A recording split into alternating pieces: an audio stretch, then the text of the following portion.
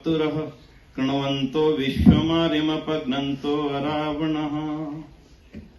बंधुओं, नौजवान साथियों, इतिहास अपने आप में एक ऐसा विषय है कि जिसने जो पढ़ा उसके लिए वही सत्य है, क्योंकि उसके पास उसके अतिरिक्त और कोई साधन नहीं है उस जानने का कि मेरे से 200, 300, 400 साल पहले क्या हुआ था। उस समय जिसने जो कुछ लिख दिया उसको वैसा ही मानना मेरी और आपकी दोनों की मजबूरी है, गलती नहीं। लेकिन जब उस लिखे हुए इतिहास के सामने कुछ ऐसे विषय उपस्थित हो जाएं जो उनके आपस में काट करते हैं, तो फिर मंथन आवश्यक हो जाता है कि इन दोनों विषयों में से ठीक कौन सा है। एक लेखक ने लिख दिया अकबर द ग्रेट, दूसरे लेखक ने लिखा कि अकबर इस भारत के लोगों के लिए विनाशकारी सिद्ध हुआ। अब दोनों बिल्कुल अलग अलग विषय हो गए। जब तक हमने ग्रेट पढ़ा था तब तक वो ठीक था, लेकिन जब उससे विपरीत विषय आए तो थोड़ा सा चिंतन बनता है कि आखिर ये किस तथ्यों के आधार पर उस बात को काट कर रहा है। तब जाकर के मंथन आता है, उसके पश्चात में व्यक्ति और खोज में जाता है और खोज में जाता है और खोज में जाता है और विषयों को और पुस्तकों को उस समय के मिलने वाले और साक्ष्यों को ढूंढता है, फिर कहता है हाँ भाई बात तो इसकी ठीक है। लगभग किसी भी विषय पर पहुंचने के लिए जिसको हम साहित्यिक शोध कहते हैं, यही प्रक्रिया हुआ करती है। आपने कोरिजेंडम देखे होंगे, अखबार में छपते हैं, कोई न्यूज छप गई गलती से, 2 दिन बाद संपादक को पता लगा ये गलती थी, वो तत्काल उसको ठीक करके छाप देता है कि अमुक समाचार में ये जो छपा था ये तिथि नाम या जो भी ये गलत छपा था, तो मैं इसको क्योंकि वो जानता है आज से 50-60 साल बाद जब इतिहास लिखा जाएगा तो इन्हीं अखबारों में लिखे हुए शब्दों के आधार पर लिखा जाएगा। अगर वो गलती ठीक ना लिखी गई, इतिहास दूषित हो जाएगा। तो आज मैं जिस विषय को रखता हूं वो विषय स्पष्ट है, स्वाधीनता संग्राम भारत का, जिसको हम आज कहते हैं 75 वर्ष हो गए। उसमें आर्य समाज की या आर्य समाज के संस्थापक महर्षि दयानंद सरस्वती जी की वास्तविक भूमिका क्या थी। हो सकता है हमारे मन में वो प्रश्न पैदा हो, और मैं चाहूंगा कि हो, और कहीं ना कहीं कोशिश करेंगे उनको आपस में समाधान तक पहुंचाने की। ये आज के विषय रहेगा, लेकिन मुझे समय की थोड़ी सी मर्यादा का मुझे अनुमान हो जाएगा तो मेरे को ज्यादा इजी रहेगा। लगभग 50 मिनट से 60 मिनट के बीच में रहेगा, ठीक है। तो मैं आरंभ करता हूं। भारत की स्वाधीनता जिसको हम 75 वर्ष मना रहे हैं, 1947 में आधिकारिक रूप से हमें मिली। अंग्रेजों ने हमें आजाद किया और हम लोग एक आजाद वतन के नाम से प्रसिद्ध हुए, भारत हिंदुस्तान जो भी हम नाम कहें। उसकी 2 लड़ाइयां मानी जाती हैं। एक आ जाता है भारत का प्रथम स्वाधीनता संग्राम 1857 में हुआ, फेल हो गया किन्हीं भी कारणों से। उसके पश्चात फिर से एक मूव पैदा हुआ, लड़ाई शुरू हुई, और फिर वो आहिस्ता आहिस्ता आहिस्ता आहिस्ता हमने उनको इस मोड़ तक पहुंचा दिया कि हमें उनको आजाद करना पड़ा। इसी आधार पर हम 1857 की क्रांति को भारत का प्रथम स्वाधीनता संग्राम बोलते हैं। हो सकता है मेरे विचार में, आपके विचार में कुछ मतभेद हो, उस मतभेद को हम यहीं पर कोशिश करेंगे उसको पूरा करने की। वस्तुतः मैं अगर यह कहूं कि 1857 की जो क्रांति थी वो पूरी तौर पर भारत को आजाद कराने की क्रांति नहीं थी। आंशिक तौर पर हम उसको मान सकते हैं। क्यों नहीं थी? क्योंकि उस समय भारत का कोई स्वरूप नहीं था। भारत पूरा साम्राज्य जो है छोटे छोटे राज्यों में बटा हुआ था, और सब छोटे राज्यों का अपनी सत्ता पर रहना उनकी मुख्य जिम्मेदारी थी, और वो अपने उस छोटे से साम्राज्य में अपनी सत्ता बनाकर के रख सकें, वो युद्ध उसके लिए था। जब रानी की झांसी की रानी को लगा कि अब मेरा साम्राज्य इस लॉ के कारण से, इस नियम बना देने के कारण से अंग्रेजों के हाथ में जाने वाला है, जब मराठाओं को लगा कि इस लॉ के कारण से वो हमारे साम्राज्य पे भी अधिकार करेंगे, और जब अलग अलग छोटे छोटे राज्यों को लगने लगा कि अंग्रेज सत्ता हमारे ऊपर पूरी तरह से काबिज होने चाहती है, तब उन लोगों ने अपने उन साम्राज्यों की, छोटे छोटे राज्यों की, जिसको भी हम कह सकते हैं रजवाड़ों की रक्षा करने के लिए एकजुट हुए। और जो कुछ हुआ वो एक लंबा इतिहास है, मैं उस तरफ ज्यादा नहीं जाऊंगा। ईस्ट इंडिया कंपनी का साम्राज्य था। ईस्ट इंडिया कंपनी व्यापार करने आई थी, हम सब जानते हैं। उस दिशा में जो आप पहले से जानते हैं, मैं ज्यादा समय नहीं लूंगा आपका। ईस्ट इंडिया कंपनी ने यहां पर एक व्यापार करने के नाते से आते हुए देख लिया था कि व्यापार करना नहीं, यहां तो बहुत आसान है, साम्राज्य करना। इसलिए व्यापार के साथ साथ साम्राज्यवादी प्रवृत्ति उसकी पनप गई और उन्होंने साम्राज्य स्थापित करने के लिए जो जो कुछ किया जाना होता वो सब कुछ किया। क्या क्या किया वो हम थोड़ा सा देर में आगे इसी श्रृंखला में थोड़ा सा समझ लेंगे। जब ईस्ट इंडिया कंपनी ने देखा कि ये तो एक जिसको कहते हैं असंतोष सा पैदा हो रहा है इस देश के अंदर, जब व्यापार और साम्राज्यवादी प्रवृत्ति इकट्ठा हो जाती हैं तब असंतोष जनता के अंदर राज्यों की ओर से पैदा होता है। ये एक इतिहास की सतत परंपरा है। एक व्यक्ति आया, हमारे यहां से व्यापार कर रहा था, हमारे कॉलेज से काफी पैसा कमाता था, सब कुछ करता था, हमें दिक्कत नहीं थी। वो कैंटीन से पैसा कमाता था, वो इससे पैसा कमाता था, बुक्स बेच करके पैसा कमाता था। हमने कहा ठीक है, लेकिन एकाएक आपने देखा अरे वो तो हमारे कॉलेज पर ही कब्जा करने लग गया, तब आपकी प्रवृत्ति अरे ये क्या भाई, ऐसा नहीं हो सकता, ये मुश्किल काम है।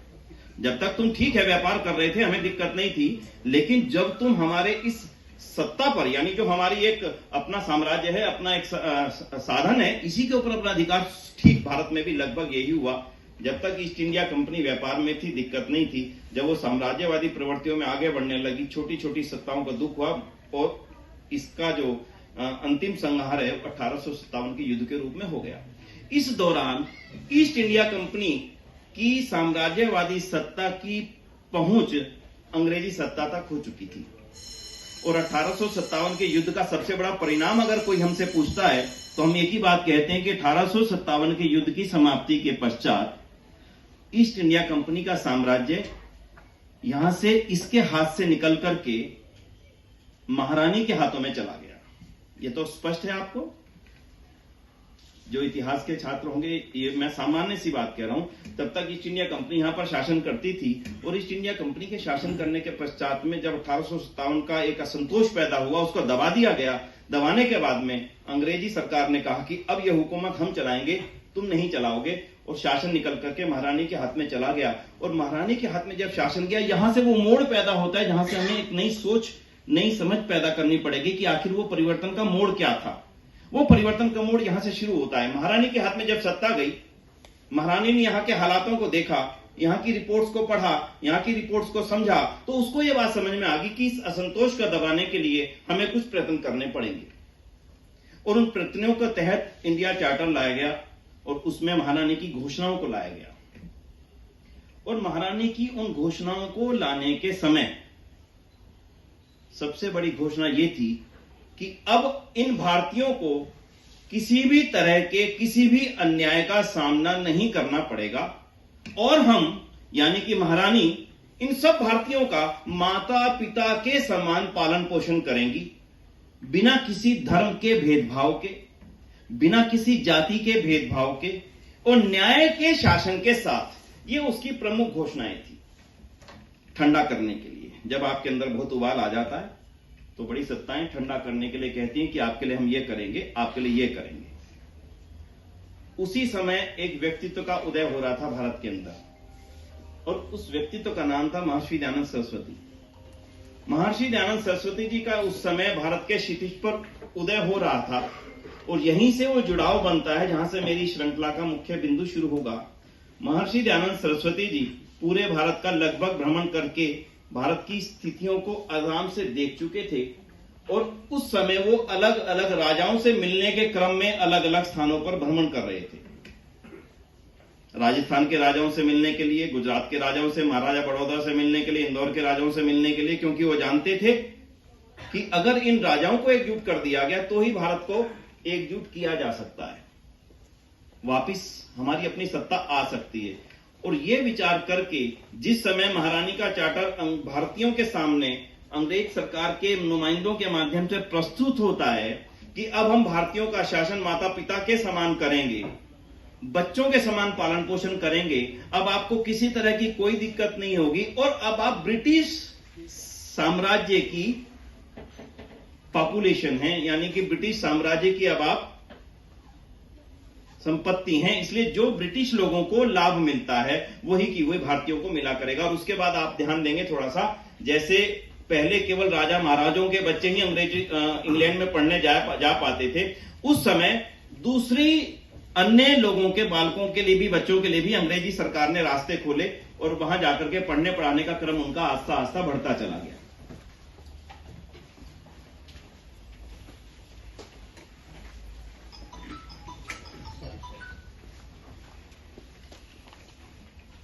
महर्षि दयानंद सरस्वती जी के उस समय क्षितिज पर आ जाने के समय अंग्रेजी सरकार की जब यह घोषणा हुई तो भारत के अंदर दो वर्ग पैदा हो चुके थे। पहला वर्ग वो था भारत के अंदर जो अंग्रेजी सरकार के द्वारा चलाए गए कॉलेजेस में पढ़ करके कहीं ना कहीं सामंती राज में या ऑफिसर शाही में लग चुका था। जो अंग्रेजों ने स्कूल खोले थे नैनीताल में, मसूरी में, शिमला में, कलकत्ता में, चेन्नई में, उन हाई एंड कॉलेजेस में पढ़ने के पश्चात जो एक वर्ग पैदा हुआ था जो करीब करीब अंग्रेज भक्त वर्ग था, जो ये मानता था कि भारत की उन्नति अंग्रेजों के साथ ही संभव है। उसकी मान्यता पूरी तरह से स्पष्ट हो चुकी थी कि हमारी अगर उन्नति है तो इस समय इस अंग्रेजी सत्ता के साथ रहने पर ही है, क्योंकि उन्होंने अपने पूर्व का मुगलों का इतिहास देखा था। वो जानते थे कि मुगलों ने जो आक्रमण हमारे पर किए थे, जो अत्याचार हमारी जातियों पर किए थे, कहीं ना कहीं उनसे बहुत अच्छी सत्ता इनकी है, ये सभ्य लोग हैं। हो सकता है उनकी उस समय की सोच उस दृष्टि से ठीक भी हो, लेकिन वो एक वर्ग था जो उस समय मानता था कि हमारा सुरक्षा, हमारी व्यवस्था अंग्रेजी साम्राज्य के साथ में ही है। उस समय जब एक बवाल और उबाल भारत की सत्ता के विरोध में चल रहा था, अंग्रेज महारानी ये बोल रही थी और उस बोलने के कारण से जो गुस्सा भारतीयों का थोड़ा थोड़ा नीचे आ रहा था और वो सब लोग ये मानने लगे थे अब तो ठीक है, ईस्ट इंडिया कंपनी चली गई, अंग्रेजी सरकार आ गई, महारानी ने घोषणा कर दी, अब महारानी हमारी रानी होंगी, हमें भी वही अधिकार होंगे जो इंग्लैंड में रहने वाले व्यक्ति को मिलते हैं, हमें भी वो सब सुख सुविधाएं मिलेंगी जो इंग्लैंड में रहने वाले व्यक्ति को मिलती है। तो अब काहे का गुस्सा, अब हमें इस सब गुस्से को छोड़ देना चाहिए और अब हमें अंग्रेजी सरकार का साथ देना चाहिए और भारत की उन्नति, अपने अपने राज्यों की उन्नति करनी चाहिए। जब महर्षि दयानंद ने ये शब्द सुने और इस ठंडे होते हुए गुस्से को महसूस किया, क्योंकि उस समय वो पूरे भारत को घूम चुके थे, तब वो शब्द आते हैं। शायद आप में से अनेक लोगों ने उन शब्दों को जरूर सुना होगा। तब महर्षि दयानंद एक वाक्य अपनी सत्यार्थ प्रकाश के अंदर लिखते हैं, जो मैडम ने अभी मुझे भेंट की सत्यार्थ प्रकाश, इसके अंदर वो शब्द लिखते हैं। वो शब्द सुनिएगा, कोई कितना भी करे परंतु जो स्वदेशी राज्य होता है वह ही सर्वोपरि व उत्तम होता है। आप ध्यान दीजिएगा, ये कंटेक्स्ट में कहे गए शब्द हैं। महारानी कह रही है मैं माता पिता के समान पुत्रों जैसा तुम्हारा पालन पोषण करूंगी। ऋषि दयानंद कह रहे हैं कोई कितना भी करे, और रानी का नाम नहीं ले रहे हैं लेकिन स्पष्ट बोल रहे हैं, कोई शब्द है, ये शब्द मैं बोल रहा हूं उनका एज इट इज जो सत्यार्थ प्रकाश में अंकित है। कोई कितना भी करे परंतु जो स्वदेशी राज्य होता है वह ही सर्वोपरि व उत्तम होता है। यहां से इतिहास में स्वदेशी शब्द की उत्पत्ति होती है। इतिहास की कोई भी पुस्तक, साहित्य जगत की कोई भी पुस्तक स्वदेशी शब्द का इससे पूर्व में अपने यहां पर संकलन नहीं दिखाती। स्वदेशी शब्द आने के पीछे अगर कोई भी पुस्तक या कोई भी व्यक्ति तो हमारे बीच में आए तो उनका नाम महर्षि दयानंद सरस्वती था। कोई प्रश्न हो या मेरी बात के विपरीत कोई जानकारी हो जरूर उठाइएगा, आज नहीं बाद में भी आप इसकी खोज में लगेंगे, मुझे प्रसन्नता होगी। जब यह शब्द एकदम से लिखा गया और यह सत्यार्थ प्रकाश एकदम से सारे देश के अंदर प्रसिद्ध होता चला गया। मैं एक और जानकारी दे दूं, सत्यार्थ प्रकाश 2 लिखी गई। पहले प्रथम संस्करण लिखा गया लेकिन उस समय तक महारानी की घोषणा नहीं हुई थी, लेकिन जब द्वितीय संस्करण लिखने की बात आई तब तक महारानी की घोषणा हो चुकी थी और उसी के विपरीत प्रथम संस्करण में वो पंक्तियां नहीं है। जब द्वितीय संस्करण स्वामी दयानंद लिखने बैठते हैं तो ये यूं की यूं पंक्तियां इसके अंदर लिख देते हैं। इससे हुआ क्या? इससे हुआ ये कि भारतीयों के अंदर एक नई सोच वाला वर्ग पैदा हो गया और वो वर्ग ये था जिसको ये लगता ही नहीं था कि ये भारत हमारा है। उसको यह भी नहीं लगता था कि कोई और हमारे ऊपर शासन कर रहा है। हमारी समस्या को समझिएगा, उस समय के भारतीयों को यह महसूस नहीं होता था कि कोई और हमारे ऊपर शासन कर रहा है। दूसरा, उनको यह महसूस नहीं होता था कि ये हमारी बाउंड्रीज हैं। उसके लिए बाउंड्री पटियाला राज्य थी, उसके लिए बाउंड्री जम्मू कश्मीर राज्य थी उसके लिए बाउंड्री हैदराबाद राज्य थी, उसके लिए बाउंड्री जयपुर राजपूताना राज्य थी, उसके लिए बाउंड्री ग्वालियर राज्य थी, उसके लिए छोटी छोटी छोटी बाउंड्री ही उसका देश था। महर्षि दयानंद प्रथम वर्तमान के महापुरुष हुए जिन्होंने हमें यह बताया कि तुम्हारा साम्राज्य वहां से लेकर के और दूर बर्मा देश के निचले स्तर तक था, हिमालय की चोटी से नीचे और श्रीलंका देश तक आर्यवर्तीय साम्राज्य था। हमारे अंदर भाई भाई में विपरीत लड़ाई होने के कारण से यह सब साम्राज्य बिखर गया और भाई भाई की लड़ाई में दूसरा विदेशी आकर के पंच बन करके बैठ गया। ये शब्द मेरे नहीं है, ये शब्द ज्यों के तुम मैंने सत्यार्थ प्रकाश से लेकर के आपके सामने रखे। क्यों? क्योंकि पहले महापुरुष महर्षि दयानंद सरस्वती थे जिन्होंने हमारे को हमारी बाउंड्रीज के दर्शन कराए कि तुम्हारा राज्य ईरान से लेकर के और ब्रह्म देश की जो बाली देश है, बाली यहां पर आप इंडोनेशिया का अंत मान सकते हैं जिसको हम कह सकते हैं, वहां तक और हिमालय के नीचे नीचे तक सारा साम्राज्य आर्यवर्त था। किन कारणों से गया, उन सब कारणों का वर्णन वो लिखते हैं। तो मैंने एक छोटी सी भूमिका बनाई कि हमें यह बताने वाला कि ये तुम्हारा देश है, इन कारणों से तुम गुलाम हुए, इन इन इन इन चीजों को करके दोबारा से स्वदेशी साम्राज्य लाया जा सकता है, ये बताने वाले महापुरुष पहले दयानंद थे, दूसरे कोई नहीं थे। थोड़ा सा और आगे चलते हैं। महर्षि दयानंद ने अपने काम को पूरा किया। उन्होंने जो दूसरी बात को रखा विशेष रूप से वो थी स्वदेश। कहने में बड़ा सरल लगता है स्वदेशी शब्द। आज मैं आप किसी से भी जानकारी चाहूं कि स्वदेशी आंदोलन को सबसे पहले किसने आरंभ किया, नॉर्मली उत्तर आएगा महात्मा गांधी ने। क्यों जी, लगभग ठीक है बात ये। लेकिन ये सबसे बड़ा इतिहास का झूठ है कि महात्मा गांधी ने स्वदेशी आंदोलन को आरंभ किया। क्योंकि आज मेरा मूल विषय स्वदेशी आंदोलन नहीं है, इसलिए मैं उस पर नहीं जाऊंगा। लेकिन मैं इतना कह सकता हूं कि मैं जो शब्द यहां से बोलूंगा वो जिम्मेदारी से बोलूंगा और तथ्यात्मक बोलूंगा। बिना तथ्यों के मेरी बात का वजन नहीं होगा, ना आज होगा ना कल होगा। इसलिए मैंने अपनी बात को कहा कि सबसे बड़ा इतिहास का झूठ है कि स्वदेशी आंदोलन महात्मा गांधी ने आरंभ किया। फिर कभी विषय होगा तो इसको रखेंगे, लेकिन आज मेरा विषय इससे थोड़ा सा साथ जुड़ा हुआ है। अंग्रेज सरकार जब भारत में आई तब उन्होंने भारत को गुलाम बनाने के लिए क्या किया था उसको जरा सा सुन लीजिए आप। पहला काम, इनकी भाषा को हटा करके अपनी भाषा को यहां पर स्थापित कर दो, यह देश हमेशा आपका गुलाम रहेगा। सब जानते हैं पहले पूरे भारत के अंदर संस्कृत ही एक भाषा थी।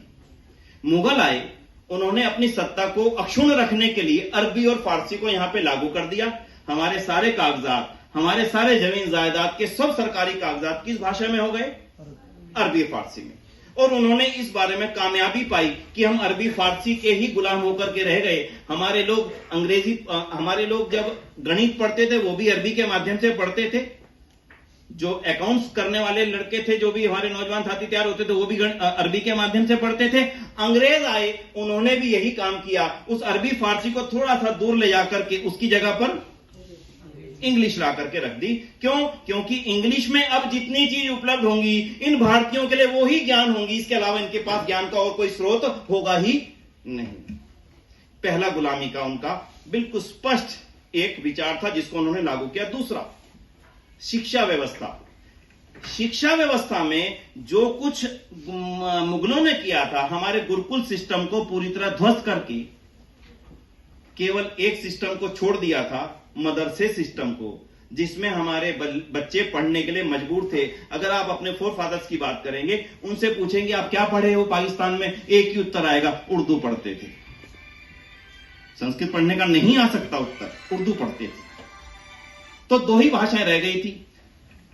कर्मकांड के लिए संस्कृत, जो उज्जैन आदि कुछ संस्कृत पाठशालों में पढ़ाई जाती थी, वो केवल पंडिताई की भाषा थी, ज्ञान की नहीं थी। और ज्ञान की जितनी भाषाएं थी वो उठा करके अरबी, फारसी और बाद में इंग्लिश लागू कर दी गई। तो शिक्षा पद्धति में अंग्रेजों के आने के बाद में जो बड़ा बदलाव हुआ उसको समझना पड़ेगा। अंग्रेजों के आने के बाद सबसे बड़ा बदलाव यह हुआ कि हमारे देश में गरीब व्यक्ति के लिए शिक्षा समाप्त हो गई पूरी तरह से। ध्यान दीजिएगा, अंग्रेजों ने स्कूल खोले, वो अभिजात्य वर्ग के लिए खोले, जो राजा थे, महंत थे, पढ़े लिखे या अधिक ऑफिसर टाइप के लोग थे, उनके बच्चे ही स्विस कॉटन स्कूल में या जो भी आप जिन भी स्कूलों की आप बात कर लें उनमें पढ़ा करते थे। गरीबों के बच्चे ज्यादा छोटी छोटी पढ़ाई करने के लिए मदरसों पे निर्भर थे या फिर मंदिरों के अंदर चलने वाली कुछ पाठशालाओं पे जो उज्जैन आदि नगरियों में चला करती थी। बाकी शिक्षा व्यवस्था ध्वस्त हो चुकी थी। मैं यहीं से शुरू थोड़ा कर दूं, नहीं तो चीजें आगे बढ़ नहीं पाएंगी। मैं थोड़ा सा यहां से वापसी लाता हूं। मेरे ऋषिदान ने क्या किया, आर्य समाज ने क्या किया, इन्हीं चीजों पर चोट की। सबसे पहली चोट ऋषि दयानंद ने सत्यार्थ प्रकाश गुजराती हुए जब हिंदी में लिखी, वो ये बात जान चुके थे अगर इस पूरे देश को एक करना है तो एक भाषा के बिना देश एक होना बिल्कुल असंभव है। महात्मा गांधी भाषण दें और कोई इसको समझ भी ना पाए तो उनके भाषण का असर क्या होता, सोच करके देखिए। लेकिन उस हिंदी को लागू करने के लिए सबसे पहला काम अगर किसी ने किया तो वो आर्य समाज ने किया था। वो एक लंबा इतिहास अलग है, क्योंकि वो एक अपने आप में चैप्टर है। मैं केवल हिंदी और आर्य समाज के विषय पर बोलूंगा तब उस विषय को ज्यादा विस्तार से दे पाऊंगा, लेकिन मैं जो बोल रहा हूं वो पूरे तथ्यों के साथ में कहता हूं। हिंदी के विकास के लिए सबसे पहले शिक्षा में स्थान देने वाली कोई संस्था थी तो डीएवी कॉलेज लाहौर था। उससे पहले हिंदी को कॉलेजों में स्थान नहीं था, संस्कृत को भी कॉलेजेस में स्थान नहीं था। लेकिन महर्षि दयानंद की विचारधारा स्पष्ट कहती थी अगर इस देश के व्यक्ति को इस देश की जमीन से मिट्टी से जोड़ करके रखना है तो इसको यह समझाना पड़ेगा कि तुम्हारा देश विद्वानों का देश था, तुम्हारा देश ज्ञानवान देश था। सारी दुनिया ज्ञान लेने के लिए यहां पर आती थी और वो तब जान पाएगा जब वो अपने इन ग्रंथों को पढ़ेगा। अपने ग्रंथों को वो पढ़ेगा तब जब वो संस्कृत जानेगा, और संस्कृत वो जानेगा तब जब संस्कृत पढ़ेगा। जब अंग्रेजों के कॉलेज में संस्कृत को पढ़ने की व्यवस्था ही नहीं है तो बोलो ये अपने भारत के उस मूल ज्ञान और विज्ञान को जान कैसे सकेगा। इसलिए डीएवी कॉलेज लाहौर से एक परंपरा शुरू हुई और उसके साथ में 2 आर्य समाज की शिक्षालय स्थित शुरू हुए। एक विंग था डीएवी और दूसरा विंग था गुरुकुल, जिसको स्वामी श्रद्धानंद ने शुरू किया। पंडित गुरुदत्त विद्यार्थी ने आपने नाम सुना है? पंडित गुरुदत्त विद्यार्थी का नाम आप में से किसने सुना है? 1 2 3 4। मैं थोड़ा सा दुख से कहूंगा, जिन विद्यार्थियों को जीवन में कुछ विशेष करने की इच्छा हो, अति विशेष करने की इच्छा हो, वो और ज्यादा कुछ नहीं तो गुरुदत्त विद्यार्थी के संबंध में 2-3 पेज का विकिपीडिया जरूर पढ़ लें। अद्भुत व्यक्तित्व के धनी, मेरा विषय नहीं आज करंटली, लेकिन मैं कह सकता हूं कि अद्भुत व्यक्तित्व के धनी जिनका निधन 26 की एज में हो गया। कितना? 26 की एज में। उनको आज हम स्मरण कर रहे हैं। उनकी लिखी हुई पुस्तकें उस समय अंग्रेजों के लंदन के विश्वविद्यालय में पढ़ाई जाती थी। केवल 19 साल की अवस्था में जिसने ऋषिदान के दर्शन किए और 26 वर्ष की आयु में वो विदा हो गए। और जिस विद्यालय में आप पढ़ रहे हैं, इस विद्यालय की आरंभिक नींव डालने वाले अगर कोई 2 लोगों के नाम हम लेंगे तो उन 2 लोगों के नाम में एक महात्मा हंसराज का नाम हमें लेना पड़ेगा और दूसरा पंडित गुरुदत्त विद्यार्थी का नाम लेना पड़ेगा। खैर, इससे थोड़ा सा आगे चलते हैं। तो 2 धाराएं शिक्षा की चली, पहली डीएवी कॉलेज के रूप में और दूसरी गुरुकुल परंपरा के रूप में। और दोनों ही परंपराओं की जो विशेषता थी वो समझनी पड़ेगी। उज्जैन की संस्कृत पाठशालाओं में केवल ब्राह्मण वर्ग के अंदर पैदा हुआ व्यक्ति ही पढ़ सकता था, क्षत्रिय नहीं, वैश्य नहीं और शूद्र कुल भी नहीं, केवल ब्राह्मण कुल में। तो कितना बड़ा वर्ग अछूता था शिक्षा से, इतना बड़ा वर्ग। उनको पढ़ने का स्थान कहां मिला? केवल डीएवी कॉलेज लाहौर में और गुरुकुल कांगड़ी की एक लंबी श्रृंखला में। और यह श्रृंखला इतनी बड़ी हुई कि उस सारे इतिहास को 1 घंटे में पिरो पाना मेरे जैसे वक्ता की परिस्थिति से बाहर है। लेकिन मैं इतना कह सकता हूं कि मैंने पहले हिंदी को आपको बताया। अंग्रेज चाहते थे हिंदी पूरी तरह समाप्त हो जाए, आर्य समाज ने हिंदी को पूरी तरह से वापस ला करके इस देश की भाषा बनाने का काम किया। अंग्रेज चाहते थे इनका शिक्षा सिस्टम पूरी तरह से लैप्स हो जाए और ये लोग हमारे ही शिक्षा सिस्टम के अंतर्गत जो हम चाहें वो पढ़ें, जो हम चाहें वो पढ़ें। और उसके लिए कितने बड़े प्रयत्न किए गए वो इतनी लंबी श्रृंखला हो जाएगी। लेकिन सूत्र में बता देता हूं, हमारी रामायण, हमारी महाभारत, हमारी गीता, हमारी मनुस्मृति, हमारे वेद, शास्त्र, दर्शन, इन सभी के गलत अनुवाद करके हमारे सामने रखने का षड्यंत्र अंग्रेजों ने किया कि देखो तुम्हारे वेद में तो यह लिखा है, ताकि हमारी जो श्रद्धा थी समाप्त हो जाए और हम कहें नहीं भाई केवल अंग्रेज दुनिया को बचा सकते हैं। देखो तुम्हारी मनुस्मृति में तो यह लिखा है, ताकि हमारी अपने उस मूल संस्कृति से जड़ें कट जाएं और हम पूरी तरह उनके निर्भर हो जाएं। आर्य समाज ने क्या किया? आर्य समाज ने यह किया, उन वेदों के ऊपर वास्तविकता में जो अनर्गल आरोप मढ़ दिए गए थे, उनकी सफाई करके ऋषि दयानंद ने उन ग्रंथों को हमारे सामने इस प्रकार से प्रस्तुत कर दिया कि वेद में वो नहीं लिखा जो बोला जा रहा है, वेद में वो लिखा जिसके कारण से सारी दुनिया में ज्ञान और विज्ञान प्रचलित था, जिसके कारण से सारी दुनिया के लोग हमारे देश में शिक्षा लेने के लिए आते थे। एकदम से गौरव जग गया। हमारी जनता को वो गौरव जगाने का काम इन ग्रंथों के सही स्वरूप को लाने के लिए किसी ने किया, आर्य समाज ने किया। हिंदी को वापिस, संस्कृत को वापिस, शिक्षा संस्थानों को लाने का काम आर्य समाज ने किया। थोड़ा सा संकेत में और कहता चलूं, आज काफी संख्या में महिलाएं यहां पर हैं। आपके प्रधानाचार्य जी भी महिला ही हैं। उस समय की परिस्थिति में आप इसकी कल्पना बिल्कुल भी नहीं कर सकते थे। आर्य समाज ने विद्यालय खोले लड़कियों के लिए, जलाने वाले सामने खड़े थे। देखते हैं कैसे विद्यालय खोलते हो, हमारी बेटियों को पढ़ाओगे, हम देखते हैं। जला दिए गए। जिन्होंने अपनी बेटी को हिम्मत करके भेजा पढ़ने के लिए, उनके घरों को जला करके उनको गांव से निकाल दिया गया। एक घटना नहीं है, सैकड़ों घटनाओं से इतिहास भरा पड़ा है। कभी उसका अवसर मिलेगा, उन घटनाओं को आपके सामने रखूंगा। लेकिन आर्य समाज के एक एक व्यक्तित्व के अंदर ये एक चीज पैदा हो चुकी थी कि अगर इस देश को जगाना है तो बिना नारी शक्ति के शिक्षा दिए संभव नहीं। पहला कॉलेज खोला, पहला इतिहास का कॉलेज खुला जालंधर के अंदर, जानते हैं आप लोग, कन्या महाविद्यालय। कॉलेज खोलेंगे लड़कियों का, क्या बात करते हो, खोला। फिर आगे उससे भी बड़ी क्रांति, हॉस्टल खोला। आज आपको लगेगा नहीं हॉस्टल बड़ी चीज है, बेटी को घर से बाहर निकलना बड़ी बात थी। बाहर रहना, 10 साल तक रहना, अलग रहना, केवल आर्य समाज के उस कन्या महाविद्यालय के अंदर से आरंभ हुआ, जिसका परिणाम देश की आजादी को बहुत लंबे समय तक मिलता रहा। इतना लंबी चर्चाओं में मैं चला जाऊंगा तो मुश्किल होगी, लेकिन थोड़ा थोड़ा सा चलना जरूरी है। उस महिला को जगाना जिसके ऊपर इस परिवार की पूरी जिम्मेदारियां थी, उसको लगता था कि मैं तो केवल परिवार के लिए बनी हूं। उसको महसूस हुआ कि नहीं, मैं इस देश के लिए बनी हूं। ऐसी रानी लक्ष्मीबाई की बात नहीं आई। रानी लक्ष्मीबाई एक अकेली महिला थी, लेकिन उसके बाद जो इतिहास में, पूरे क्रांतिकारी इतिहास के अंदर जिन महिलाओं के आप नाम पढ़ते चले जाएंगे, जो अक्सर हमारे सामने नहीं आते, हमारे सामने सरदार भगत सिंह, राम प्रसाद बिस्मिल, चंद्रशेखर आजाद, 8, 10, 15 नामों तक श्रृंखला बंद हो जाती है। लेकिन जब आप सतत इतिहास पढ़ेंगे तो उसमें जिन महिलाओं का नाम आएगा, आपको 2 ही संस्थाएं मिलेंगी, कन्या महाविद्यालय जालंधर, कन्या महाविद्यालय देहरादून। अगर आप इतिहास को जाएंगे, आर्य समाज के इतिहास आपकी लाइब्रेरी में मैंने देखा है, कभी अवसर मिलेगा तो पढ़िएगा। अब इससे थोड़ा सा और आगे चलिए। अंग्रेजों ने हमारी आर्थिक पृष्ठभूमि को समाप्त कर दिया था पूरी तौर पर, और उस आर्थिक पृष्ठभूमि को हमारी समाप्त करने का परिणाम यह हुआ, हम पूरी तरह से निर्भर थे अंग्रेजों के ऊपर पूरी तौर पर। क्या परिवर्तन किया? स्वदेशी भाषा आ गई, स्वदेशी विद्यालय आ गए, स्वदेशी गुरुकुल आ गए। अगला स्वदेशी क्या आया? अगला स्वदेशी आया स्वदेशी बैंक।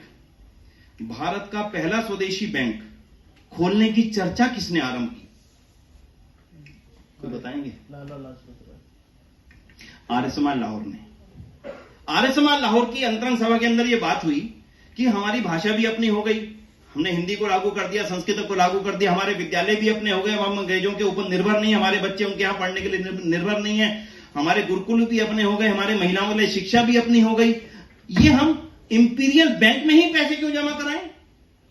क्यों ना हमारा अपना बैंक हो। और यह क्रांति का एक बहुत बड़ा बिंदु था, हो सकता है आज उसको हम महसूस ना करें। लाहौर आर्य समाज की अंतरंग सभा के अंदर चर्चा हुई, हमारा अपना बैंक होना चाहिए। हाँ, होना चाहिए। क्या किया? खोला जाए। लाहौर आर्य समाज के प्रांगण के अंदर कॉर्नर में एक कमरा लेकर के पंजाब नेशनल बैंक की स्थापना कर दी गई, और पहले उसके जो खाता धारक बने उनका नाम लाला लाजपत राय है। संस्थापक नहीं थे, पहले खाता धारक थे। जैसे हम में से बैठे हों, हम कोई चर्चा करें तो निश्चित रूप से मैडम रमा जी का अधिकार बनेगा कि चलिए मैडम आपका पहला खाता खोले, इस तरह से समझ लीजिए। वो पंजाब नेशनल बैंक खुलना अपने आप में एक अपनी सत्ता का प्रतीक हो गया। अब हमारा बैंक भी अपना है, हमारे कॉलेज भी अपने हैं।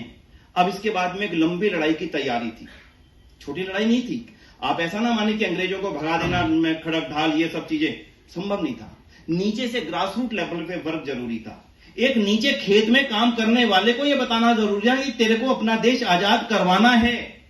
जब तक उसके मन में ख्याल ना आता, जब तक उसके अंदर ये इच्छा ना जगती, वो मॉब ना होता जो अपने ब्लैक एंड व्हाइट फिल्मों के अंदर गांधी जी के पीछे भीड़ देखी है, वो भीड़ कौन सी थी?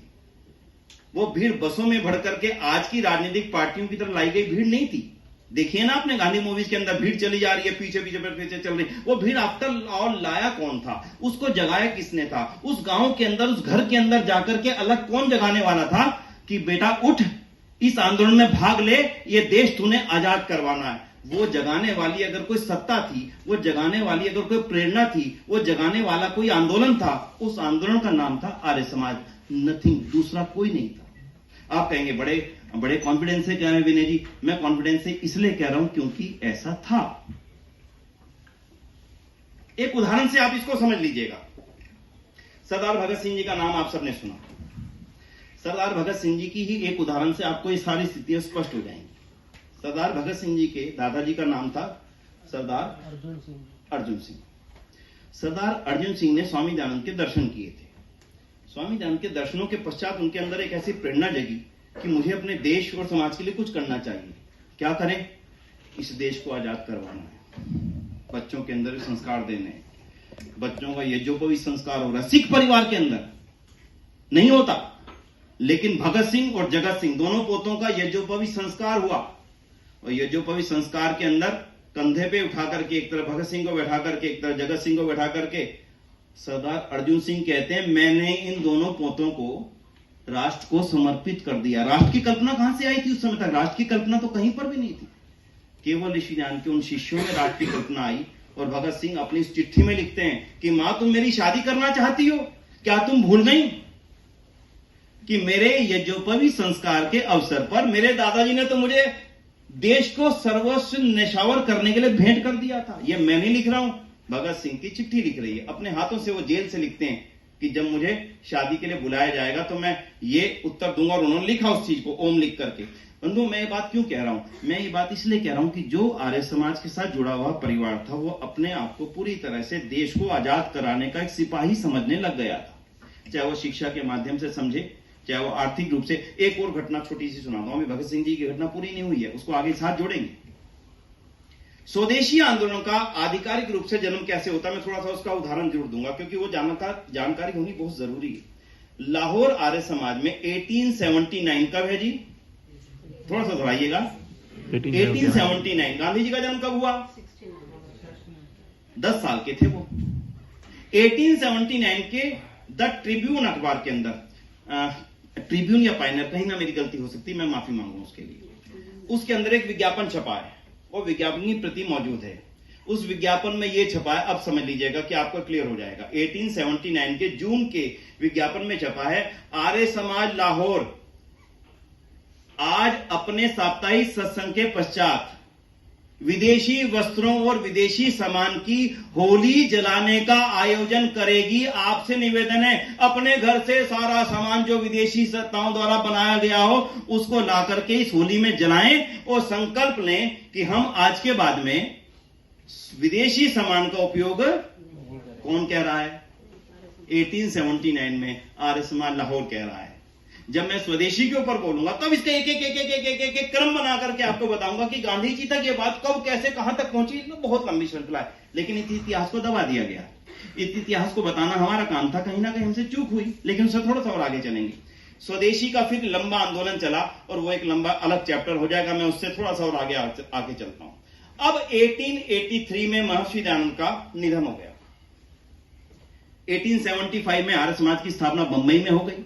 उसके पश्चात में लाहौर में, रावलपिंडी में और अन्य अन्य स्थानों पर होने लगी। कॉलेज खुलने लगे, डीएवी कॉलेज खुलने लगे, डीएवी स्कूल खुलने लगे, गुरुकुल कांगड़ी जैसे, गुरुकुल ज्वालापुर, गुरुकुल कुरुक्षेत्र, अनेक शिक्षण संस्थाएं लगातार अनवरत तेजी से खुलने लगी। यहां पर एक समय ऐसा आया कि जब ये संस्थाएं खुल रही थी तो आहिस्ता आहिस्ता जब सत्याग्रह प्रकाश का प्रभाव तेजी से बढ़ रहा था और एक बहुत बड़ा वर्ग, पढ़ा लिखा वर्ग इसकी ओर आकर्षित हो रहा था, गोविंद रानाडे जैसे लोग इसकी ओर आकर्षित हो रहे थे, जो कि न्यायाधीश थे उस समय, अंग्रेजों के समय के। उस समय एक अंग्रेज ऑफिसर जिसका नाम A.O. ह्यूम था, आप सब जानते हैं, कांग्रेस की स्थापना करते हैं। उस कांग्रेस की स्थापना के मूल उद्देश्य पर उसके पहले 40 साल को पढ़ लेंगे, आपको ये समस्या खत्म हो जाएगी कि आफ्टरऑल उस समय की कांग्रेस और आर्य समाज के बीच का जो संबंध था वो कैसे स्थापित होता, दोनों की विचारधारा में क्या अंतर था। A.O. ह्यूम जो रिटायर्ड अंग्रेज ऑफिसर था, वो ये जानता था कि अगर इसके प्रभाव क्षेत्र को तेजी से बढ़ने दिया गया और सारे पढ़े लिखे लोग इसकी ओर चलते चले गए, हमारा मामला समाप्त होता चला जाएगा। इसलिए उसने पढ़े लिखे लोगों की जमात को इकट्ठा करके एक क्लब की स्थापना की। उस क्लब का नाम इंडियन नेशनल कांग्रेस रख दिया गया। आप इसके आरंभिक 30 सालों के इतिहास को पढ़िएगा, नेट पर आप जाएंगे, आपको मिल जाएगा। इंडियन नेशनल कांग्रेस का पहला अधिवेशन, दूसरा अधिवेशन, तीसरा अधिवेशन, चौथा, पांचवा, छठा, आठवां, इसके अध्यक्ष कौन थे, उनका भाषण क्या था, उनकी डिमांड क्या थी। पहले 25 वर्षों में कांग्रेस की डिमांड सुन लीजिए क्या थी। इससे आपको अनुमान होगा कि कांग्रेस भारत की आजादी के लिए क्या काम कर रही थी। उनकी डिमांड थी, हमें भारतीयों को नौकरियां मिलनी चाहिए। थोड़े दिन बाद भारतीयों को राजनीति में कुछ अवसर मिलने चाहिए। थोड़े दिन बाद भारतीयों के लिए एमएलए और एमपी बनाने में कुछ रिजर्वेशंस होने चाहिए। भारतीयों को लंदन में पढ़ने के लिए विशेष सुविधाएं और आने जाने की व्यवस्थाएं दी जानी चाहिए। 25 साल के एजेंडे में कहीं पर भी भारत को आजाद करवाने का एक भी शब्द नहीं था भाई साहब।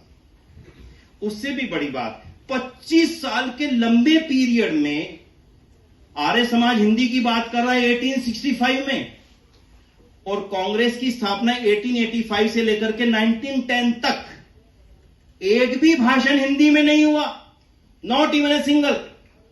पूरे इतिहास को पढ़िए, इससे आप समझ जाएंगे प्रबुद्ध लोगों का एक समूह था जिसको हिंदी या जमीन से कुछ लेना देना नहीं था। या तो अंग्रेज रिटायर्ड ऑफिसर कांग्रेस के अध्यक्ष थे, या इसी प्रकार का कोई और प्रबुद्ध व्यक्ति कांग्रेस का अध्यक्ष था। हिंदी में भाषण ना होना, और आगे भी सुन लीजिए, जो कांग्रेस का अधिवेशन समाप्त होता था या शुरू होता था तो क्या प्रार्थना की जाती थी, लॉन्ग लिव ब्रिटिश एम्पायर। क्या थी जी, ये मेरी मत मानिएगा, मेरी सुन करके कंफर्म कीजिएगा विनय जी ने ठीक कहा या गलत कहा।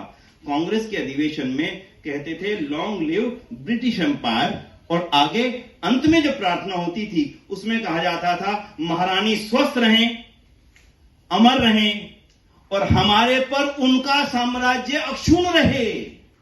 बोलिए, रिकॉर्डिंग हो रही है, बाद में सुन सकते हैं। कांग्रेस के अधिवेशन के अंत में कहा जाता था महारानी स्वस्थ रहें, अमर रहें, हमारे ऊपर उनका शासन अक्षुण्ण रहे, उनका सूर्य कभी अस्त ना हो। और अब इसी के साथ जुड़ी हुई एक और घटना सुना देता हूं, क्योंकि पूरी तरह जुड़ी हुई है, तब आपको ऋषिदान के उन मन में अंदर चल रहे विचारों का और ज्यादा निकट आने का मौका मिलेगा। ऋषिदानंद से एक अंग्रेज ऑफिसर मिलते कलकत्ता में, पूछते हैं स्वामी जी आप मुसलमानों को और ईसाइयों का बड़ा खंडन करते हैं, इस देश में आपको उनका खंडन करते समय कोई अपनी जान की दिक्कत तो नहीं है, डर तो नहीं है? ऋषिदानंद कहते हैं बिल्कुल नहीं है, मैं अपने आप को सुरक्षित महसूस करता हूं। तो उस अंग्रेज ऑफिसर ने कहा तो फिर आप सुबह अपनी प्रार्थना में अंग्रेजी साम्राज्य की उन्नति की कामना कर दिया कीजिए। ऋषिदानंद का उत्तर सुनिएगा। ऋषिदानंद कहते हैं वो चुप रह सकते थे, कह सकते थे सोचूंगा, कह सकते थे विचार करूंगा, शांत रहते तब भी उत्तर हो जाता, लेकिन ऋषिदानंद लिखते हैं, कहते हैं, वो मेरी बात नहीं है, इन सब के प्रमाण के जो मैंने पुस्तक आज मैडम को भेंट की है, बहुत अच्छी पुस्तक, अभी आपको पढ़ने का अवसर मिलेगा, जरूर पढ़िएगा। ऋषिदानंद कहते हैं महोदय मैं तो प्रातः और सायं की प्रार्थना में जल्दी से जल्दी ब्रिटिश एम्पायर की समाप्ति की प्रार्थना किया करता हूं। कल्पना कीजिए आज एक छोटा सा एमएलए किसी पार्टी का हमारे बीच में आकर के बैठ जाए, हम सब उसको गलत समझते हो, फिर भी उसकी स्तुति में हम 4 शब्द जरूर बोलेंगे, आप बड़े अच्छे हैं, आपकी पार्टी बहुत अच्छा काम कर रही है, आपकी पार्टी की विजय होनी चाहिए। या अंदर से सोच रहे हो ना कि पार्टी खत्म हो जाए ना, फिर भी हम लोकतंत्र में जी रहे हैं, राजतंत्र नहीं है, डर नहीं है, लेकिन फिर भी हम उसकी स्तुति करेंगे कि नहीं? बोलिए आज हमारी प्रवृत्ति क्या कहती है। अंग्रेजों की सत्ता थी, लोकतंत्र नहीं था। ऋषिदानंद कह सकते थे देखूंगा, सोचूंगा, विचार करूंगा, बताऊंगा, नहीं, स्पष्ट शब्दों में 1865 में कह रहे हैं, कांग्रेस 1905 में कह रही है, 1905 में 45 साल 40 साल बाद ब्रिटिश एम्पायर जिंदा रहना चाहिए, अमर रहना चाहिए। आप कल्पना करके देखें ऋषिदान कहां खड़े हैं, आर्य समाज कहां खड़ा है और देश की आजादी की लड़ाई कहां खड़ी है। क्योंकि समय की सीमाएं अक्सर जो है ना विचार प्रभावों को कहीं ना कहीं तो ब्रेक मारने का काम करती ही हैं। फिर भी मैं अब इस कड़ी के बिल्कुल अंत में आ जाता हूं सीधे तौर पर। एक उदाहरण आपको जरूर दूंगा। आप में से कोई लोग बता सकेंगे भारत के अंदर सेव एप्पल, जिसको एप्पल बोलते हैं, सेव का जनक कौन है? व्यक्ति का नाम बताइए, व्यक्ति का नाम बताइए। हैं जी, कौन? सैमुअल। आप बहुत निकट पहुंच गए हैं, बस थोड़ा सा दूर है, मामूली सा। सैमुअल स्टोक्स, लेकिन उनका नाम था सत्यानंद स्टोक्स। क्या नाम था? भूलिए ना, याद हो जाएगा। इसकी कहानी सुनकर क्या आपको लगेगा कि आर्य समाज का इतना जबरदस्त प्रभाव, अकल्पनीय प्रभाव?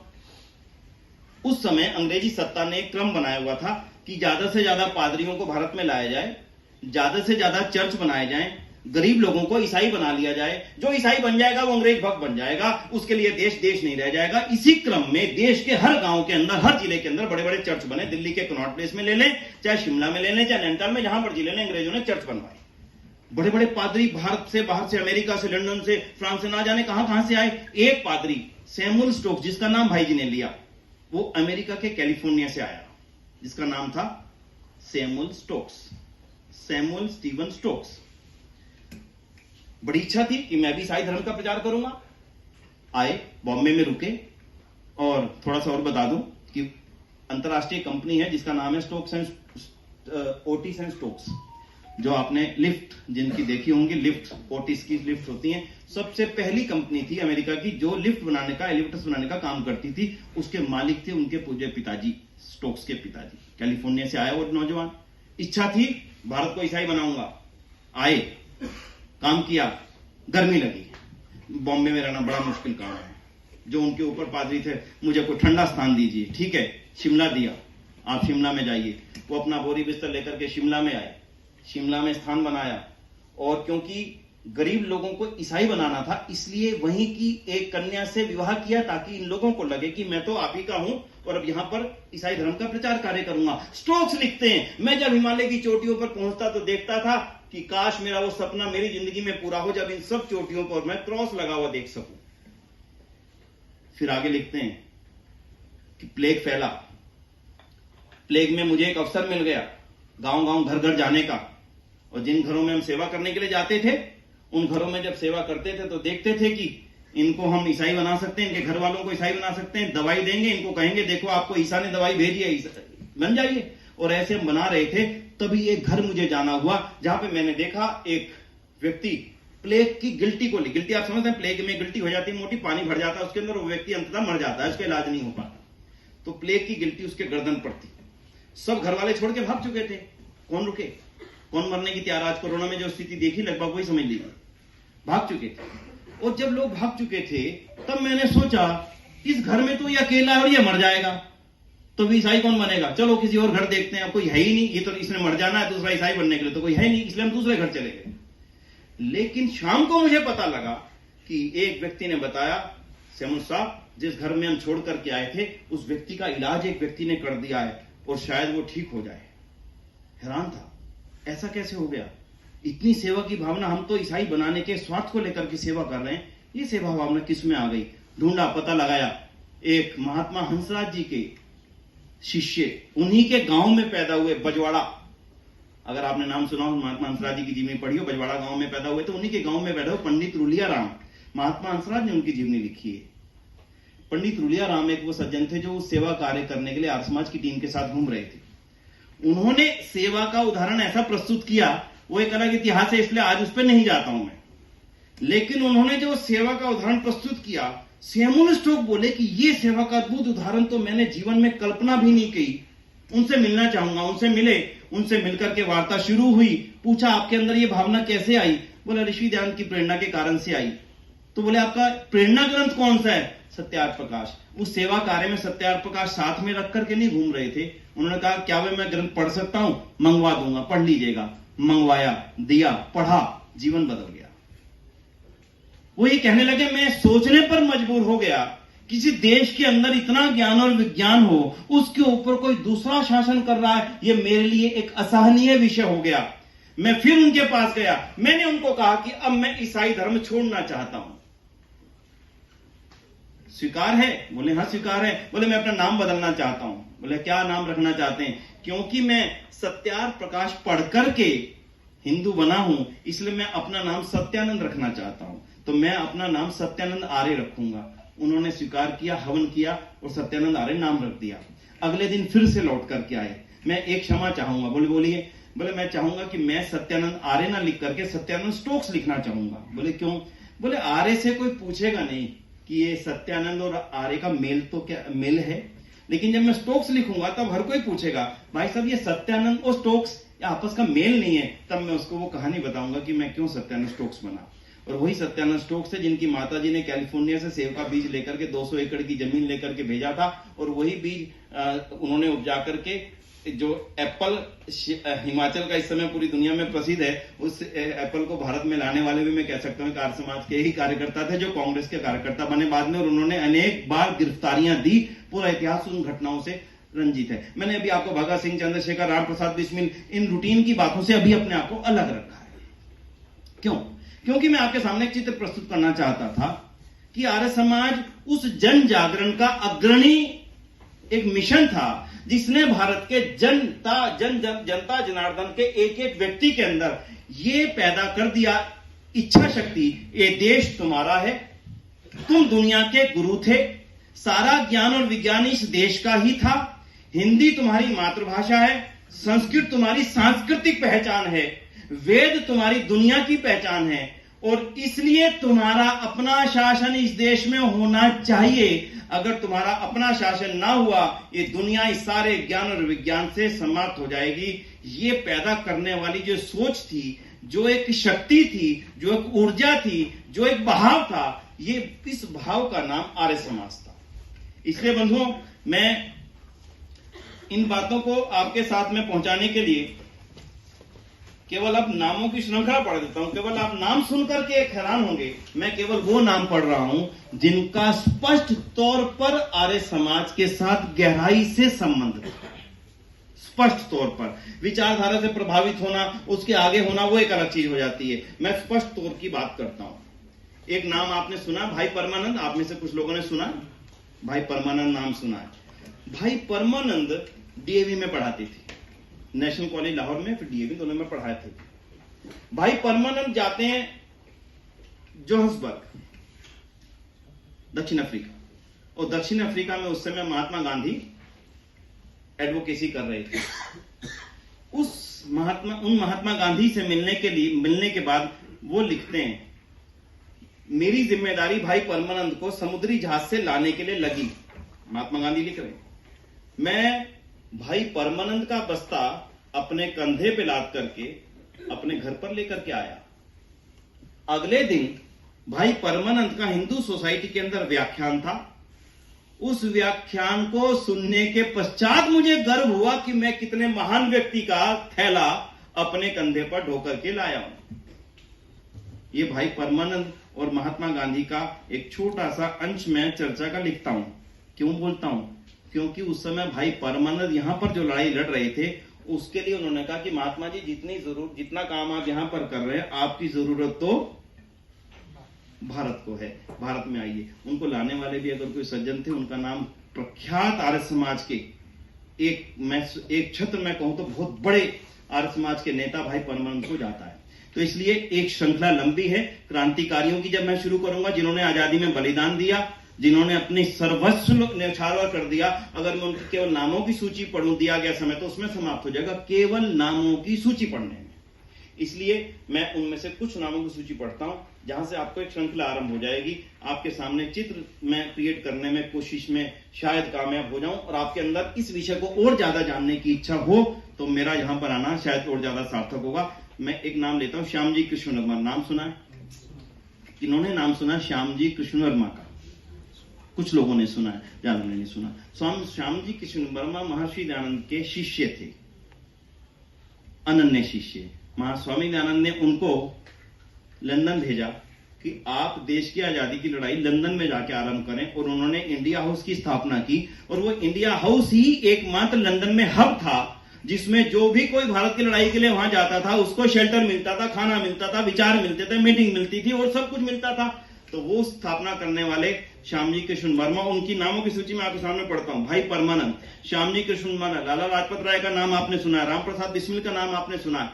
इनका आर्य समाज के साथ क्या संबंध था, कितना गहरा था, कितना मजबूत था, उसका एक उदाहरण ले लीजिएगा। सरदार भगत सिंह जी का मुकदमा चला लाहौर में, जब उनको फांसी की सजा दी गई, उसके लगभग 1300 पेज का ट्रायल मेरे पास उपलब्ध है। ट्रायल आप समझते हैं, कोर्ट का जो पूरा मुकदमा था, उस ट्रायल को मैं पढ़ने बैठा, सोचा नहीं था, लेकिन पढ़कर के मैं हैरान हो गया। लगभग 350 जगह पर, पूरे ट्रायल के 350 स्थानों पर Arya Samaj, DAV college, Arya Samaj, DAV college, Gurukul Maharshi Dayanand Saraswati के नाम का अंकन है पूरे के पूरे ट्रायल के अंदर। जब भगत सिंह कलकत्ता जाते हैं तो आर्य समाज में रुकते हैं, कानपुर जाते हैं तो आर्य समाज में रुकते हैं, रावलपिंडी जाते हैं तो आर्य समाज में रुकते हैं, लाहौर जाते हैं तो आर्य समाज में रुकते हैं। छुपने का स्थान मिलता है तो डीएवी कॉलेज कानपुर में मिलता है, डीएवी कॉलेज इलाहाबाद में मिलता है।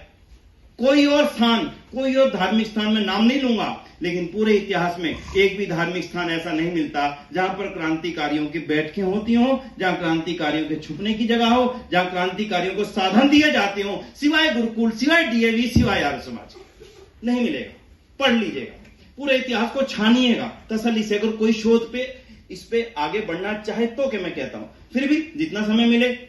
तो ये जो चीजें हैं हमारे सामने चित्र सा प्रस्तुत करते हैं। सरदार भगत सिंह, सरदार अजीत सिंह उनके चाचा, सरदार किशन सिंह उनके चाचा, सरदार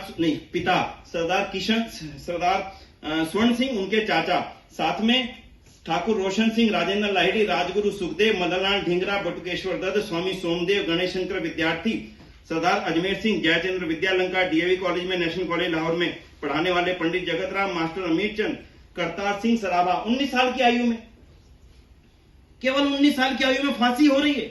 क्यों? भाई परमानंद के शिष्य।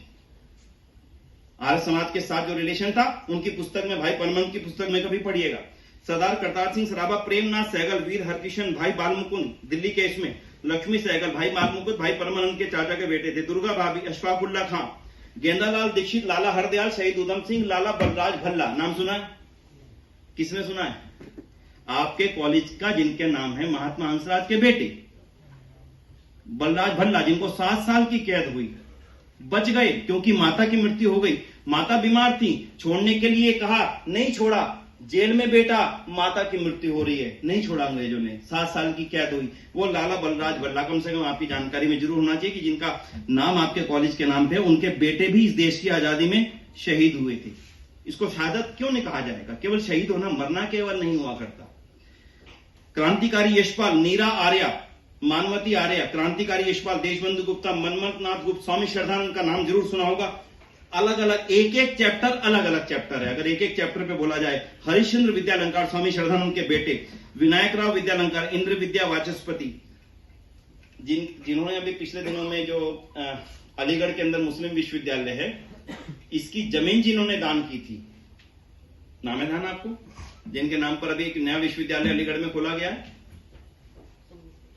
जी, प्रताप, बिल्कुल आप ठीक है, राजा महेंद्र प्रताप। उन्हीं राजा महेंद्र प्रताप ने गुरुकुल वृंदावन, जो आर्य समाज का बहुत बड़ा गुरुकुल है मथुरा के पास में, इसके लिए जमीन दान की थी। और वही राजा महेंद्र प्रताप स्वामी श्रद्धानंद के बेटे के साथ जाकर के अफगानिस्तान में भारत सरकार की स्थापना कर देते हैं, खुद राष्ट्रपति घोषित कर लेते हैं अपने आप को। उस समय था प्रॉब्लम, मैं राष्ट्रपति, मेरी सरकार मेरे को समर्थन देंगे। मैं एक इतिहास की बातें आपके सामने, ये इतने कुछ नाम पढ़ रहा हूं, अभी कुछ है ये वो नाम है जो फ्रंट लाइन में दिखते हैं, लेकिन जो बैक एंड में नाम है उनकी गिनती असंख्य गिनती है, जो भारत सरकार के रिकॉर्ड में दर्ज है, जो जेलों के रिकॉर्ड में दर्ज है, जो हर जगह पर उनके परिवारों, राज्य भारत सरकार की वेबसाइट्स पे अलग अलग जगह दर्ज है, जहां पर आर्य समाज और उनकी चर्चा आती है।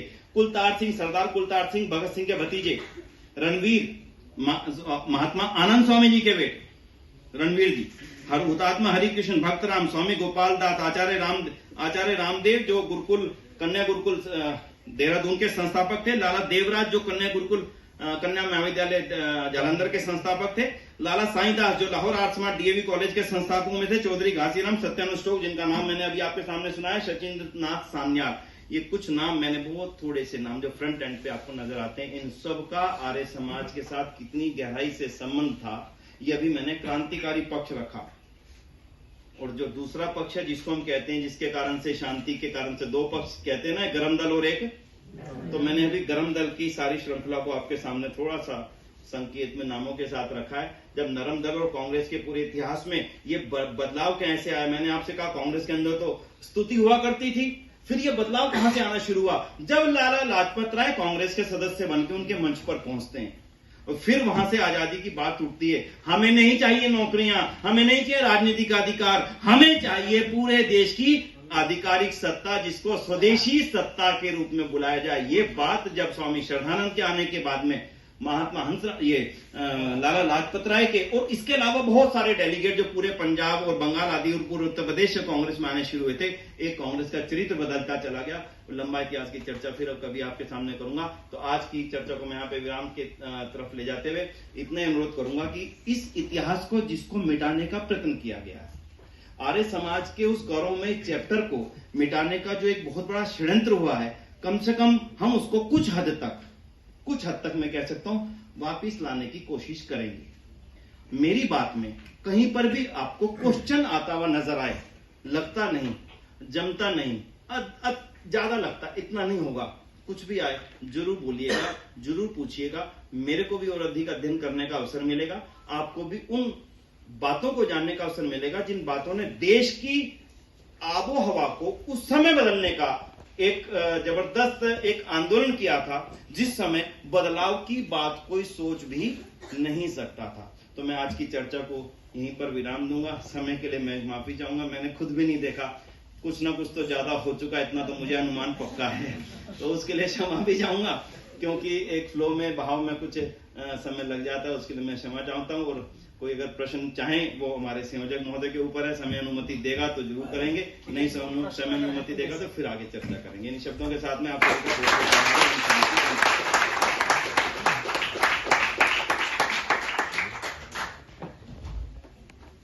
मुझे लगता है हमें और भी जोरदार तालियां एक बार बजानी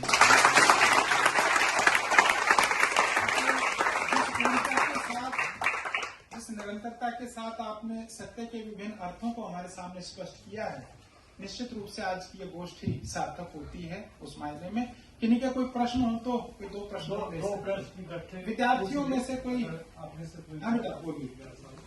आर्य समाज की स्थापना तो हिंदू समाज में मतलब परिवर्तन लाने के लिए हुआ था, तो फिर आर्य समाज का मतलब एक रोल तो है स्वाधीनता आंदोलन में, लेकिन वो ऐसा रोल तो कोई नहीं है कि मतलब वो जो क्रिश्चियन बन रहे हैं उनको रोक रहे हैं। उनको तो उसमें हिंदुओं को सुधार के लिए था कि हिंदू जो धर्म है उसमें सुधार करने हैं, ऐसा था। आपने नाम बताया ज्योति। दूसरा सवाल भी एक और भी किन्हीं का है तो जी। वेल, दिस इज प्रतिभा। मैं आपको अच्छी तरह से जानती हूँ और मुझे पता लगा ओपन लेक्चर है, तो I am in Ambedkar centre for biomedical यहाँ पर, तो मैं लेट हो गई क्योंकि ऑफिस में काम था। तो मुझे मेरा एक ये जो प्रश्न है ना, ये आज का नहीं है। मैं तो आर्य समाज से बहुत जबरदस्त जुड़ी हुई हूँ, born brought up Arya Samaj family. मेरा ये प्रश्न आज का नहीं है, ये प्रश्न उस समय का है जब मैं विद्यार्थी थी।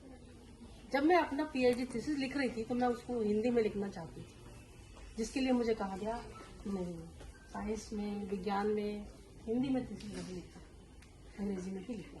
एक बात, क्योंकि आपने तो आज मैं आपको ये क्वेश्चन मेरा है, क्योंकि मैं तो इस तरह से हर जगह जाती नहीं, विज्ञान बिल्कुल अलग चीज है और एक सोशल, अब जबकि अब समय है निकाल भी सकते हो। मेरा ये प्रश्न है कि हिंदी आज भी रिकॉग्नाइज्ड भाषा देश के लिए नहीं है। इतनी बात देश हो गई स्वतंत्रता के बाद, हम हिंदी दिवस मना लेते हैं, हम सब कुछ करते हैं, लेकिन आज भी पर हमारा आर्य समाज ये काम कर सकता है। तो आज भी मैं समझती हूँ, क्योंकि मैं आपको ये इस वजह से कह रही हूँ, मैं जब विदेश गई तो मेरी एक बहुत अच्छी दोस्त जिनको की साउथ से आना था, जब मैं वहां पर वो आई एयरपोर्ट पर, हमने रिसीव किया तो उनसे मैंने कहा कि आपकी मातृभाषा क्या है या आपकी नेशनल भाषा। वहां उनके सुपरवाइजर भी वो ब्रिटिश इंग्लिश थे, तो उन्होंने पूछा, उन्होंने ही क्वेश्चन किया what is your national language, तो उसने कहा इंग्लिश, और मातृभाषा उन्होंने बनाया कन्नड़। तो मतलब then I had small argument with her. उसी समय उसके साथ मेरा आर्ग्यूमेंट हुआ, हमारी तो नेशनल लैंग्वेज हिंदी है। उसने कहा नहीं। फिर मैंने पूरा लिटरेचर पढ़ा, हिंदी तो आज भी नहीं है। अभी इस समय भी हमारी जो देश भाषा थी, इसकी नेशनल लैंग्वेज हिंदी नहीं है। कितना अनफॉर्चुनेट है, जिसको महर्षि दयानंद जी ने उस समय स्टार्ट किया, हम आज तक पूरा नहीं कर पाए। मेरी आपसे विनय जी एक प्रार्थना है कि इसको एक इम्पोर्टेंट इशू लेकर के लोगों के अंदर जागरण करना होगा, साउथ साइड में और जगहों पर, ताकि वो हम एक दूसरे को हम कनेक्ट कर सकें। ये मेरा प्रश्न। ज्योति जी ने एक बात पूछी थी कि आर्य समाज की स्थापना तो मूल रूप से हिंदू धर्म की कुरीतियों को समाप्त करने के लिए की गई थी, तो इसमें कुछ योगदान हो सकता है, लेकिन इतना ज्यादा जो सुना है, शायद आपका ये प्रश्न है, तो फिर ये कैसे, थोड़ा सा बहुत ही संक्षेप में उत्तर दे दूं मैं आपसे। आर्य समाज की स्थापना भारत के मूल स्वरूप को वापस लाने के लिए की गई थी महर्षि दयानंद ने। महर्षि दयानंद की सोच थी कि ये पूरा देश आर्यवर्त था, सारा ज्ञान विज्ञान का मूल स्रोत यहीं पर था, नालंदा तक्षशिला जैसे विश्वविद्यालय यहाँ पर थे, सारी दुनिया के लोग ज्ञान विज्ञान के हर सूत्र को प्राप्त करने के लिए भारत में ही आया करते थे। हमारी भूलों के कारण से, हमारी गलतियों के कारण से, नादानियों के कारण से हमने अपना वो मूल स्वरूप खो दिया और हम अपना गुलाम हो गए। दूसरे हमारे ऊपर शासन कर रहा, इतना भी पहचान नहीं रही, और हम दूसरों के ऊपर देखने लग गए कि ज्ञान मुझे लंदन से मिलेगा, ज्ञान मुझे पेरिस से मिलेगा। इसलिए मैं चाहता हूं कि हमारा देश उसी मूल स्वरूप को वापस प्राप्त कर सके, इसलिए आर्य समाज की स्थापना करता हूं, क्योंकि व्यक्ति का जीवन सीमित है, मेरी मृत्यु होनी है, तो मेरे बाद कुछ लोगों का समूह मेरे इन कामों को आगे बढ़ा सके, और उसी में सम्मिलित था देश को आजाद कराना, हमारी अपनी सत्ता हो, हमारा अपना राज्य हो। मैं एक पुस्तक लाया था, मैडम को दूंगा, हमें आजादी किसने दिलाई, बहुत ही तथ्यों के साथ है, एक एक तथ्य है इसमें, मतलब है तो बहुत छोटी सी पुस्तक, लेकिन बहुत शॉर्ट में, और इस विषय पे पुस्तकें बहुत है। इसलिए मैं कहूंगा कि हिंदू समाज की कुरीतियां भी उनमें एक कारण था, हमारी गुलामी के पीछे भाषा भी एक कारण था, और पाखंड और अंधविश्वास भी एक कारण था। इसलिए आर्य समाज ने उस समय की मौजूद हर परिस्थिति में जहां पर कमी थी, चाहे वो अंधविश्वास था, चाहे पाखंड था, चाहे वो अशिक्षा थी, चाहे वो अंधकार किसी भी रूप में था, उसको दूर करने का काम किया था। तो आर्य समाज का आजादी को लेकर के जो चैप्टर था, उसका मैं 5% आज आपके बीच में रख पाया हूं। केवल आजादी को लेकर के उनका जो काम था, उसका 5% मैं आपके बीच में रख पाया हूं। तो और ज्यादा आप जानने की इच्छा रखेंगे तो बहुत सारा मटेरियल आपको स्वयं को इस पे उपलब्ध, गूगल आदि पे उपलब्ध होगा। बहुत अच्छी बुक्स उपलब्ध है, मैं कोशिश करूंगा आपकी लाइब्रेरी में वो बुक भेजूं और आपके माध्यम से आपको सूचना मिले। लेकिन आपको पढ़ करके गर्व होगा उस चैप्टर को, जो चैप्टर थोड़ा सा अनछुआ है, जिसकी जानकारी अभी हमें ज्यादा नहीं है। तो मैडम के बारे में बात करूं, ये तो हम सबका मिलकर के काम है। आज मैं हिंदी में अपनी बात को रख सका हूं। आस्ता आस्ता जब हम अपनी बातों को हिंदी में रखना शुरू कर देंगे, हम ना सोचें कि मेरी बात कोई नहीं समझेगा, मेरी बात अच्छी होगी, उसको समझने के लिए हिंदी सीखनी पड़ेगी। जब मैं उनकी बात को समझने के लिए इंग्लिश सीखता हूं, क्योंकि मैं समझता हूं आज उनके पास में ज्ञान विशेष है जो मेरे पास नहीं है, इसलिए अपने ज्ञान को बढ़ाइए। सामने वाला हिंदी सीख के, संस्कृत सीख के आपके पास ज्ञान लेने के लिए आने लगेगा। इसलिए ज्ञान की वृद्धि ही हिंदी भाषा के उन्नति का मूल है। उसको बढ़ाते जाइए, आस्ता आस्ता उनको जरूरत पड़ेगी तो आएंगे। जी प्रश्न बोलिए, लास्ट प्रश्न है आपका। सर, स्वामी दयानंद जी ने शुद्धि आंदोलन की शुरुआत की जी, और विशेष रूप से 1923 का जो बड़ा महत्व, जब भारतीय शुद्धि सभा की स्थापना होती है, जिसमें श्रद्धानंद जी। तो सर ऐसा क्यों हुआ कि सर इस आंदोलन का विरोध हुआ और इसके बदले में जो है वामपंथ का उदय हुआ? इसके बदले में लंबा विषय हो जाएगा, मेरा प्रश्न इससे संबंधित था सीधे तौर पर, लेकिन फिर भी आपने पूछ लिया तो मैं बता देता हूं। स्वामी श्रद्धानंद ने शुद्धि आंदोलन की शुरुआत नहीं की थी। एक्चुअली शुद्धि आंदोलन की शुरुआत स्वामी दयानंद सरस्वती ने स्वयं ने कर दी थी।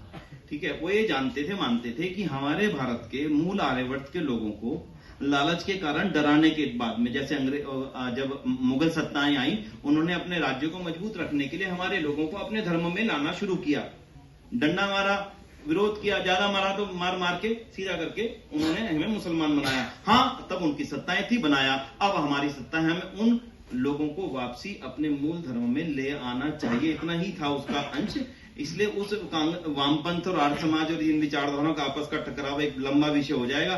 तो मैं इतना ही कह सकता हूं कि महर्षि दयानंद सरस्वती ने आह्वान किया था, जिन लोगों को अज्ञानतावश या स्वार्थवश या फिर अपने सत्ता के प्रभाव में ला करके मुस्लिम या ईसाई बना लिया गया था, उन लोगों को वापसी अपने मूल धर्म में लाने का काम हम सब लोगों को करना चाहिए। इतना ही बात था। तो मैं आप सभी का धन्यवाद करता हूं और मैंने क्षमा मांगी थी आपसे। ये कोई प्रश्न नहीं पूछ रहा है, क्योंकि कई विद्यार्थी हैं और कुछ गलत तथ्य लेकर न चले जाए, इसलिए एक मैम के क्वेश्चन पे स्पष्टीकरण है। भारत के संविधान के मुताबिक हिंदी भारत की राष्ट्रीय भाषा है। आप जो बात कह रही थी वो राष्ट्रभाषा थी, और हिंदी राष्ट्रीय भाषा नहीं है, नेशनल भाषा नहीं है, ऐसा नहीं है। दिक्कत यह है कि भारत की 22 भाषाएं राष्ट्रीय भाषा है, उसमें हिंदी भी एक राष्ट्रीय भाषा है। तो नेशनल लैंग्वेज हमारी हिंदी है, इसका भ्रम न रहे, यह स्पष्ट है और संविधान है। बहुत बढ़िया, अच्छी चर्चा होगी और सारी बातें। विनय जी, पहला व्याख्यान, इसका उद्घाटन व्याख्यान था सत्यार्थ प्रकाश की समसामयिकता, दूसरा वर्तमान परिदृश्य और आर्य समाज, और आज तीसरा व्याख्यान जो आपका हमें मिल रहा है उद्बोधन स्वाधीनता आंदोलन में आर्य समाज की भूमिका। निश्चित रूप से निरंतर हम इसमें आगे बढ़ रहे हैं और ये श्रृंखला निरंतर चलेगी, लंबे समय तक आगे चलेगी, ऐसा हम सबका संकल्प है। आप सबका साथ, आप सबका सहयोग हमें अपेक्षित है। इस आशा के साथ कि जो विचार, जो बात यहाँ आई है वो केवल हम तक ही सीमित न